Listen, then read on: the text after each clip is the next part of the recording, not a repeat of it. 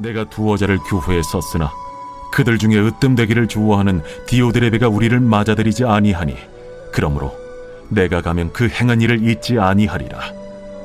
그가 악한 말로 우리를 비방하고도 오히려 부족하여 형제들을 맞아들이지도 아니하고 맞아들이고자 하는 자를 금하여 교회에서 내쫓는도다. 사랑하는 자여, 악한 것을 본받지 말고 선한 것을 본받으라. 선을 행하는 자는 하나님께 속하고 악을 행하는 자는 하나님을 배웁지 못하였느니라. 데메드리오는 뭇사람에게도 진리에게서도 증거를 받았음에 우리도 증언하노니 너는 우리의 증언이 참된 줄을 아느니라. 내가 네게 쓸 것이 많으나 먹과 붓으로 쓰기를 원하지 아니하고 속히 보기를 바라노니 또한 우리가 대면하여 말하리라. 평강이 내게 있을지어다. 여러 친구가 내게 문안하느니라. 너는 친구들의 이름을 들어 문안하라. 오늘은 영적인 취사선택이라는 말씀 제목으로 함께 은혜 나누기 원합니다. 오늘 말씀 제목을 보시면 사자성어를 우리가 발견할 수 있죠. 취사선택이라는 단어입니다. 어떤 의미인지 모든 분들이 아마 잘 아실 것입니다. 특히 우리 주부들에게는 밥솥에서 버튼으로 찾을 수 있는 이름이기도 하죠. 취사선택. 그런 뜻은 아니고요. 취할 것은 취하고 버릴 것은 버려서 더 나은 것을 선택한다라는 의미가 취사선택이라는 한자 사자성어입니다. 오늘 본문인 요한 3서 이제 마지막 부분을 우리가 살펴보는데 딱 오늘 이 부분에 해당되는 부분을 잘 요약한 사자성어가 바로 취사선택이 되지 않을까라는 생각을 합니다. 또한 그에 어울릴 만한 두 사람의 모델을 우리가 제시하면서 이 두 인물을 좀 만나볼 수 있는데요. 사도 요한은 디오드레베와 데메드리오라는 이 두 사람의 인물을 소개하면서 우리가 본받아야 될 인물 그리고 본받지 말아야 될 인물이 누구인지 이 두 사람의 삶을 통하여서 말씀을 전하고 있습니다. 간절히 바라기는 오늘 말씀을 통하여 우리가 영적으로 취해야 될 것과 또 취하지 말아야 될 것, 다시 말해 버려야 될 것이 무엇인지 명확하게 분별하고 구분할 수 있게 됨으로써 영적인 취사 선택의 능력이 더욱 탁월해질 수 있는 저와 여러분 되기를 간절히 소망합니다. 오늘 말씀은 크게 세 가지 주제로 나누어서 세 부분으로 나누어서 살펴볼 텐데 첫 번째, 두 번째는 이 디오드레베, 악한 사람의 모델로 제시되고 있는 디오드레베의 모습을 통하여서 우리가 본받지 말아야 될 모습이 어떤 것인지 살펴보고 마지막 세 번째 대지에서는 데메드리오라는 선한 인물, 이 사람을 통하여서 우리가 어떤 것을 본받아야 될 것인가를 좀 살펴보도록 하겠습니다. 먼저 악한 자로 소개되는 디오드레베가 어떤 인물인지 좀 살펴보기 위해서 9절 말씀을 우리가 다시 한번 같이 읽어보도록 합시다. 9절입니다. 시작. 두어자를 교회에 썼으나 그들 중에 으뜸되기를 좋아하는 디오드레베가 우리를 맞아들이지 아니하니. 아멘. 이 디오드레베의 첫 번째 특징은 무엇이냐? 으뜸되기를 좋아했다라는 것입니다. 으뜸되기를 좋아했던 디오드레베. 교회 안에는 꼭 이런 유형의 사람들이 많진 않지만 극소수 한두 명 정도가 꼭 있기 마련입니다. 자신의 존재를 드러내는 것을 즐거워하고 자신이 공동체 안에서 언제나 최고의 자리에 중심에 있기를 원하는 유형의 사람들이죠. 모든 일과 또 사람들의 중심에 내가 있어야 이 직성이 풀리는 사람들입니다. 이런 사람들은 자기가 들어가는 그 모임이 자기 중심으로 돌아가야 되는 사람이죠. 모든 결정과 또 모든 의사의 이 관계에 있어서 자신의 중심으로 돌아가기를 바라는 사람입니다. 칭찬을 받아도 자기가 제일 많이 받아야 되고 감투를 써도 교회에서 가장 높은 감투를 쓰기를 바라는 사람. 한마디로 욕심장이죠. 자신의 주장과 의견이 받아들여지는 것을 통해서 만족감을 누리는 유형의 사람이 바로 이런 사람들입니다. 이런 유형의 사람을 우리가 멀리서 찾을 것 없이 예수님과 3년 동고동락하면서 예수님을 따랐던 제자들의 모습을 우리가 살펴보면 굉장히 쉽게 이해할 수 있습니다. 마가복음 10장 35절 말씀을 보시면 예수님의 총애를 받던 두 제자 야고보와 요한이 예수님께 찾아와서 어떤 요청을 합니까? 35절 보시면 우리가 구하는 바를 우리에게 하여 주시기를 원하옵나이다. 이제 요청을 하죠. 36절 보시면 이르시되 너희에게 무엇을 하여 주기를 원하느냐? 예수님이 말씀하시죠. 그래, 한번 말해봐라. 뭐 해줄까? 라고 하니 37절 여짜오되 주의 영광 중에서 우리를 하나는 주의 우편에 하나는 좌편에 앉게 하여 주옵소서. 이게 무슨 말입니까? 지금으로 말하면 예수님께 인사청탁하는 것입니다. 예수님, 우리 두 사람은 그래도 다른 이 10명의 제자들에 비교해서 더 예수님의 말씀을 잘 따르고 순종했으니 이 땅에서 예수님이 통치하시는 그 나라, 하나님의 새로운 나라가 이렇게 건립되게 되면 그때 우리들을 한 명은 우의정, 한 명은 좌의정, 한 명은 국무총리, 한 명은 법무부 장관 정도는 좀 시켜주셔야 되지 않겠습니까? 라고 지금 으뜸되기를 즐거워하는 마음으로 예수님께 청탁합니다. 그때 옆에서 그 말을 듣고 있던 나머지 10명의 제자들의 반응이 어땠을까요? 41절 말씀 보시면 이렇게 말씀합니다. 10 제자가 듣고 야고보와 요한에 대하여 무엇을 냅니까? 화를 냅니다. 여러분, 이들이 왜 화를 낼까요? 아니, 저 사람들이 야고보와 요한이 하나님의 나라가 어떤 개념인지 이해도 하지 못하고 어떻게 저런 말도 안 되는 소리를 할 수 있나? 라는 마음으로 화를 냅니까? 아닙니다. 자신들에게도 동일한 욕심과 또 야망과 욕망이 있었습니다. 그런데 지금까지 다른 제자들 눈치 살피고 또 분위기 살피느라 말을 못한 건데 야고보와 요한이 먼저 예수님께 찾아가서 선수를 치니 막 질투가 나고 분노가 생긴 것입니다. 그래서 지금 화가 난 것이죠. 이처럼 하나님의 나라를 제대로 이해하지 못했던 자들에게 예수님께서는 으뜸이 되는 것이 무엇인지 이렇게 가르쳐 주십니다. 마가복음 10장 43절, 44절 우리 함께 한번 한 목소리로 읽어볼까요? 시작. 너희 중에는 그렇지 않을지니 너희 중에 누구든지 크고자 하는 자는 너희를 섬기는 자가 되고 너희 중에 누구든지 으뜸이 되고자 하는 자는 모든 사람의 종이 되어야 하리라. 아멘. 으뜸이 되고자 하면 무엇이 되어야 된다고 말씀하십니까? 종이 되어야 된다라는 말씀을 하십니다.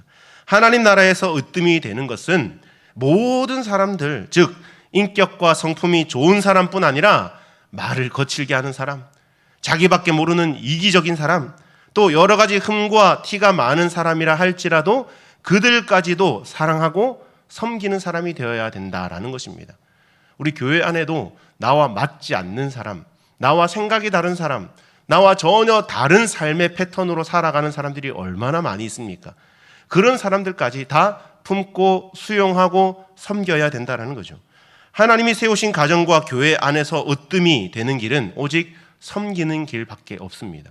나의 무릎을 쳐서 주님 앞에 복종하고 다른 사람들을 나보다 더 낮게 여기면서 섬겨주는 것, 이것이 바로 으뜸이 되는 것이죠. 세상에서는 사회적인 지위, 학력, 권력이 더 많은 사람이 으뜸이 되고 최고의 자리에 올라가지만 하나님 나라에서는 으뜸이 되는 기준과 원리가 완전히 다릅니다. 그 하나님 나라의 통치 원리를 직접 몸으로 보여주신 분이 바로 우리 예수님이지 않습니까? 하늘과 땅의 모든 권세와 또 능력과 힘을 가지고 계신 분께서 낮고 천한 인간의 몸을 입고 이 땅 가운데 오셔서 자신의 생명을 내어주시면서까지 우리에게 보여주셨던 그 희생과 사랑과 섬김, 그것이야말로 인류 역사 중에 가장 으뜸으로 꼽을 수 있을 만한 가장 고귀한 사건이지 않겠습니까? 저 안에 사랑하는 여러분, 디오드레베처럼 본인이 스스로 으뜸이 되려고 하지 말고 오히려 자기를 낮추고 겸손히 다른 이들을 섬기고 세워줄 때에 하나님께서 그 사람을 높여주시고 세워주시고 영적으로 으뜸되는 자리에 앉혀주시게 될 줄로 믿으시기 바랍니다.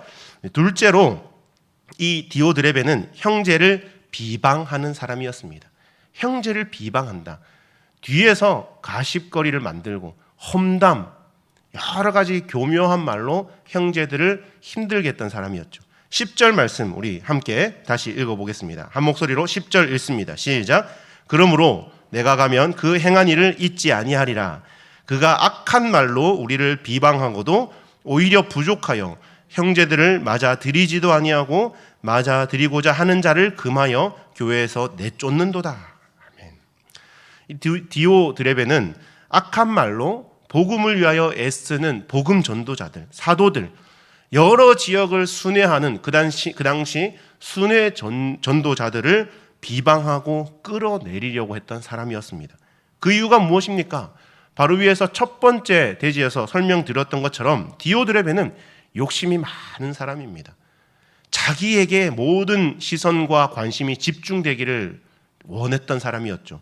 그러다 보니 내가 아닌 다른 선교사들, 내가 아닌 다른 복음 증거하는 사도들, 다른 성도들이 자기에게 쏠려야 될 이 관심이 다른 사람들에게 쏠리는 것을 도무지 용납할 수 없었던 것입니다. 다른 사람이 존경받는 것이 질투가 나서 견딜 수 없었던 것이죠. 그래서 복음을 위해 수고하고 애쓰는 다른 복음 전도자들, 다른 사도들, 다른 형제들의 수고와 헌신과 또 그들의 귀한 장점들은 감추고 그들의 작은 실수, 단점들, 허물들을 들춰내어서 그것들을 극대화시켜서 막 퍼뜨리고 얘기를 많이 날렸다는 거죠. 여러분, 우리 중에 어느 누가 말에 실수가 없는 사람이 있겠습니까? 이 사실을 잘 알고 있었던 야고보 사도는 야고보서 3장 2절에서 이런 말씀을 합니다. 우리가 다 실수가 많으니 만일 말에 실수가 없는 자라면 곧 온전한 사람이라 능히 온 몸도 굴레 씌우리라 라는 말씀을 하죠. 이게 무슨 말입니까? 이만큼 말의 실수를 줄이는 것이 말 실수를 하지 않는 것이 쉽지 않다는 것입니다. 또 다르게 생각해 보면 우리 말이 가진 힘과 권력, 파워가 얼마나 큰지 그 파급력이 상상을 초월한다라는 것을 말씀하는 것이죠. 올해 초에 우리 담임 목사님께서 우리 잠언 3분 묵상을 진행하면서 한 가지 실험을 했었는데 여러분 다 기억하시죠? 이미 방송을 통해서 오래전에 MBC 방송을 통해서 말의 힘이라는 다큐멘터리 방송을 통해서도 방송이 된 거였는데 우리가 한번 자체적으로 한번 실험을 해보자라는 그런 생각을 해서 실험을 해봤죠. 흰 쌀밥 한 주걱씩을 뚜껑을 닫을 수 있는 두 용기, 투명 용기에다가 한 주걱씩 담고 우리 교역자실 입구에 책상 위에다가 그 용기를 두 군데 갖다 놨죠. 그리고 한 곳에는 선한 말이라는 스티커를 붙이고 오고 갈 때마다 착한 말, 선한 말, 너무 이쁘다, 착해, 멋있어, 맛있게 생겼다 그런 좋은 말들을 하고 한 곳에는 악한 말이라는 스티커를 붙이고 갈 때마다 온갖 험한 말 그리고 막 욕설도 하고 모르겠습니다. 우리 같이 있을 때는 굉장히 심한 욕을 하지는 않았는데 혼자 있을 때는 어떤 욕을 했는지 모르죠. 그런데 2주간이 지나고 그 결과를 살펴보았을 때 모두가 정말 깜짝 놀랐습니다. 누구 한 명 그 중간에 실험 과정 가운데 뚜껑을 연 사람도 없었고 누구 한 명 한 곳에만 말한 사람도 없었습니다. 항상 그곳에 간 사람은 선한 말에다가도 좋은 말을 하고 악한 병에다가도 좋은 말을 하고 그렇게 한 결과 선한 말에는 저도 좀 충격을 받았는데 그 전에 다큐멘터리 방송에서는 선한 말에 그래도 뽀얀 곰팡이가 생기기라도 했었는데 우리 자체적으로 했던 실험에서는 전혀 곰팡이가 생기지 않았습니다. 조금의 곰팡이가 생기지 않았고 물론 뚜껑은 열어서 냄새를 맡아보진 않았지만 깨끗한 그 쌀밥 그대로의 모습을 보존했는데 악한 말을 2주 동안 들었던 그 병에는 새카만 보기에도 싫고 아마 냄새도 맡으며 역겨울 만한 그런 모습으로 변화된 것을 보게 되었죠. 궁금하신 분들은 우리 창일교회 유튜브 채널 3분 묵상 채널 들어가셔서 잠언 3편 보시면 충분히 우리가 입증할 수 있도록 올려놓았습니다. 그런데 우리가 딱히 이런 실험을 거치지 않더라도 우리에게 주신 혀의 권세와 말의 힘이 얼마나 크고 그 파급력이 무서운지 우리의 실생활에서도 많이 느끼면서 살고 있지 않습니까? 우리 역시 신앙생활하면서 누구의 말 때문에 누군가가 던진 그 말이 나에게 비수로 꽂혀서 아픔으로 남게 되고 상처로 남게 되고 또 나 역시 내가 의도하든 의도하지 않았든 내가 생각하지 않았는데 나도 모르게 한 말이 누군가에게 상처를 주기도 한다는 것을 우리가 알 것입니다. 그래서 바울 사도도 에베소서에서 말에 대한 교훈을 전하는데 우리 같이 한번 읽어볼까요? 에베소서 4장 29절 말씀 한 목소리로 읽습니다. 시작. 무릇 더러운 말은 너희 입 밖에도 내지 말고 오직 덕을 세우는 데 소용되는 대로 선한 말을 하여 듣는 자에게 은혜를 끼치게 하라. 할렐루야. 바라기는 우리 창일의 모든 성도들은 더러운 말, 악한 말, 다른 사람을 비방하고 헐뜯고 험담하고 또 정죄하는 말을 입 밖에도 내지 마시기를 바랍니다. 반대로 다른 사람을 향하여서 칭찬하는 말, 격려하는 말, 다른 사람을 세워주고 힘과 용기와 비전을 심어줄 수 있는 선한 말을 사용하여서 우리에게 말을 듣는 모든 사람들에게 은혜를 끼칠 수 있는 복되고 선한 창일의 성도들 다 될 수 있기를 간절히 축원합니다. 그에 비교되는 우리 다음 인물 데메드리오는 어떤 사람입니까? 본문 12절 우리 함께 또 읽어봅니다. 12절 시작. 데메드리오는 뭇 사람에게도 진리에게서도 증거를 받았음에 우리도 증언하노니 너는 우리의 증언이 참된 줄을 아느니라. 아멘. 이 구절을 세번역 성경이 조금 더 우리의 이해를 쉽게 돕기 위하여서 쉽게 기록하는데 제가 한번 읽어드리겠습니다. 데메드리오는 모든 사람에게 좋은 평을 받았고 또 바로 그 진실한 삶으로 그러한 평을 받았습니다. 우리 또한 그렇게 평가합니다. 그대는 우리의 증언이 옳다는 것을 압니다. 여러분, 듣기만 해도 이 데메드리오 참 멋진 사람 아닙니까? 우리도 주변 사람들에게 이런 평을 좀 듣고 싶은 욕심이 생기지 않습니까? 그렇다면 우리가 본받아야 될 이 데메드리오의 삶이 어떠했는지 우리 한번 살펴보면서 그 모습을 본받기를 갈망할 수 있기를 간절히 소망합니다. 마지막 세 번째로 데메드리오는 모든 사람에게 좋은 평을 받았던 사람이었습니다. 우리가 읽은 개역 개정 성경에는 뭇 사람에게도 라고 이렇게 번역을 하는데 조금 이해하기가 어렵죠. 뭇 사람에게. 몇몇 사람이라는 뜻인가? 어떤 특정 소수의 사람들에게만 칭찬을 듣고 평을 받았다는 뜻인가? 라고 생각할 수 있는데 이 단어는 헬라어에서 형용사로 사용되는 파스라고 하는 단어인데 온갖, 모든, 전체라는 의미를 가진 단어입니다. 그래서 영어 성경도 보시면 everyone이라고 이렇게 번역을 합니다. 또 어떤 성경은 all men이라고 번역을 하기도 하죠. 어쨌든 모든 것, 전체, 조금도 남김없이 전체를 의미하는 단어입니다. 이것은 남녀노소를 불문하는 단어이죠. 자신과 이해관계가 얽혀있는, 자신과 연관이 있는 친인척, 혈연관계, 지연관계, 학연관계로 엮여있는 사람들 뿐만이 아니라 자신들과 어떤 친밀한 유대관계가 있는 사람들 뿐만이 아니라 데메드리오를 알고 있었던 모든 사람들은 하나같이 한 목소리로 데메드리오는 선한 사람이다, 좋은 사람이다 라는 좋은 평가를, 데메드리오를 인정했다는 것이죠. 여러분, 이게 말이 쉽지 실제로 이렇게 살아가는 것이 얼마나 쉽지 않다는 것인지 우리도 다 알 것입니다. 모든 사람들은 각자 나름대로의 주관이 있고 각자 사물을 보는 생각이 다릅니다. 그래서 어떤 사람, 한 사람을 볼 때에도 혹은 또 어떤 사건을 또 볼 때에도 그걸 해석하고 평가하는 기준이 모두 다를 수밖에 없습니다. 그럼에도 불구하고 데메드리오는 모든 사람에게 칭찬받고 인정받았던 사람이었다는 것이죠. 그렇습니다. 우리 믿는 성도들은 같은 성도들뿐 아니라 우리 주변의 불신자들에게도 선한 영향력을 끼쳐서 그들에게까지 칭찬받고 인정받고 좋은 평가를 받아야 될 줄로 믿습니다. 사도 바울은 디모데에게 편지를 보내면서 교회의 지도자가 되려면 예수 믿지 않는 사람들에게도 좋은 평판을 받아야 된다라고 말씀합니다. 디모데전서 3장 7절 말씀을 좀 세번역 성경으로 제가 앞에 이제 준비했는데 같이 한번 읽어볼까요? 시작. 감독은 또한 교회 밖의 사람에게도 좋은 평판을 받는 사람이라야 합니다. 그래야 그가 비방을 받지 않으며 악마의 올무에 걸리지 않을 것입니다. 아멘. 주 안에 사랑하는 여러분, 우리는 주변 사람들에게 어떤 사람으로 평가받고 있습니까? 어떤 평판을 들으며 살고 있습니까?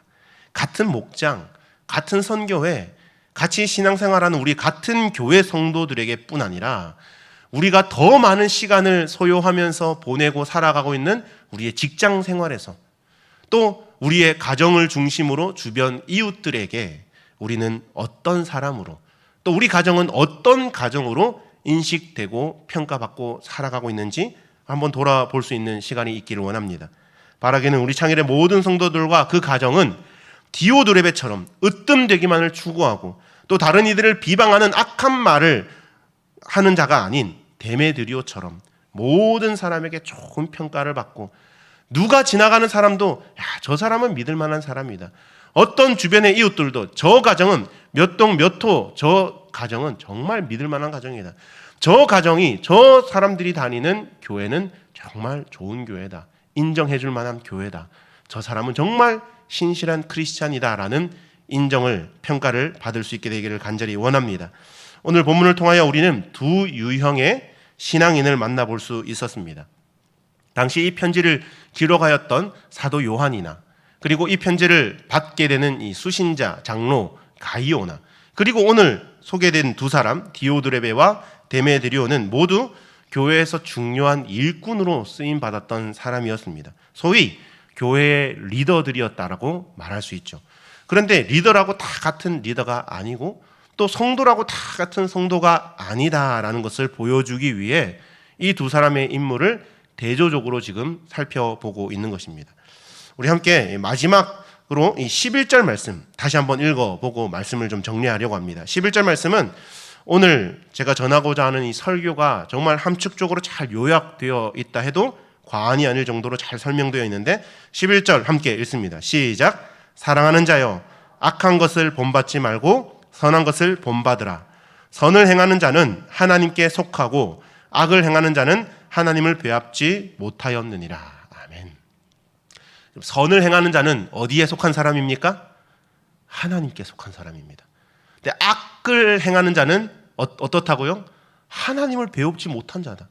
하나님과 상관없다는 것입니다. 뭐 교회 다니고 뭐 신앙생활을 얼마나 오래 있고 모태신앙이고 뭐 내가 직분이 뭐고 상관없다는 것입니다.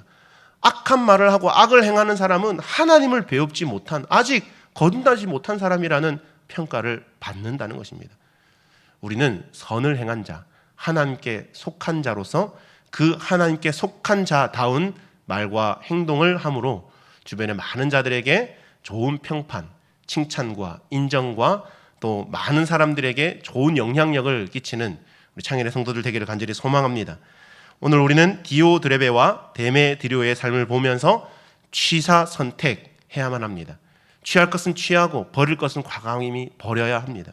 이들의 모습을 통하여 나의 영적인 현 주소를 살펴보았을 때 나에게 있어서 버려야 될 것은 무엇인지 반대로 취해야 될 것은 무엇인지 깊이 한번 생각해보고 자신을 돌아보는 시간이 되기를 원합니다. 그래서 우리 모든 창일의 성도들이 하나님 앞에 섰을 때에 정말 부끄러울 것 없는 신실한 주님의 일꾼으로 하나님께 칭찬 듣고 또 하늘의 상급 받아 누릴 수 있는 우리 모든 성도들 될 수 있기를 주님의 이름으로 간절히 축원합니다. 우리 이렇게 말씀을 기억하며 기도하기 원합니다.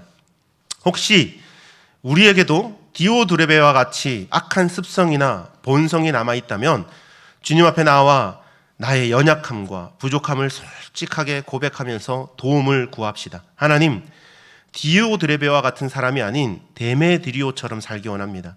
그런데 저에게는 그럴 만한 힘도 없고 능력도 없고 의지도 약합니다. 그러니 주님, 우리를 불쌍히 여겨주셔서 주의 은혜만 붙들게 하여 주시고 오직 주님의 힘과 능력을 의지함으로 이 세상을 살아가게 해 주옵소서. 우리 주님의 이름 한번 크게 부르고 말씀을 기억하며 간구하며 기도하겠습니다.